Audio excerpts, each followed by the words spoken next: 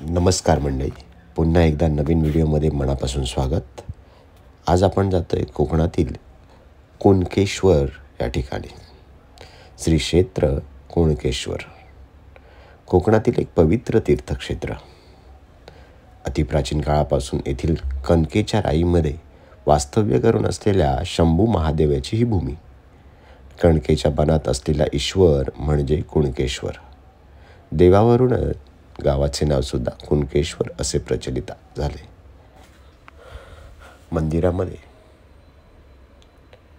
Camera allowed नसल्या कारणानं देवाचं दर्शन घेतलं आणि आजूबाजूचा परिसर पाहायला तयार झालो.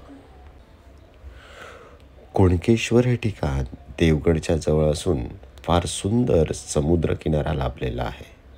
कुणकेश्वराच्या मंदिराजवळ हा परिसर अतिशय स्वच्छ, कमी वर्दळ असणारा हा किनारा कोकणचा आणि समुद्राचा मनसोक्त आनंद या ठिकाणी आपल्याला घेता येतो.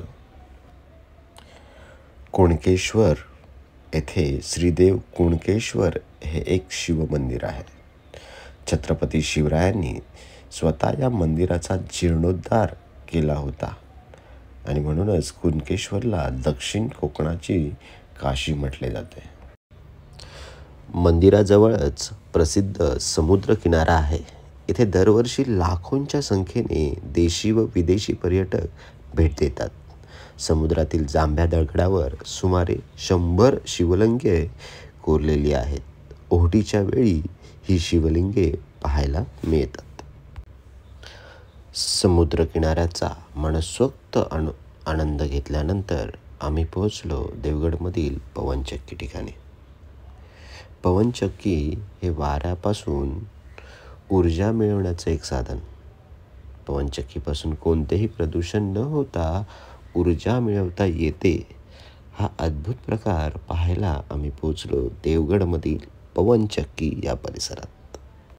कोकणातील स्वच्छ सुंदर समुद्रकिनारे हे तर कोकणाचं वैभव. खरं तर रायगड, रत्नागिरी, सिंधुदुर्ग या जिल्ह्यातील समुद्रकिनारा हे निसर्गरम्य आहेत. पर्यटकांना येथे शांतता, सुंदरता अनुभवायला मिळते.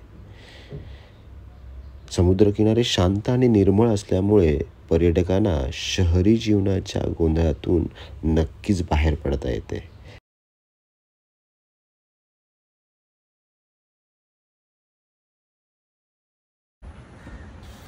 कुणकेश्वर देवगड हे ठिकाण मुंबईपासून 400 किलोमीटर अंतरावर, पुण्यापासून 450 किलोमीटर अंतरावर.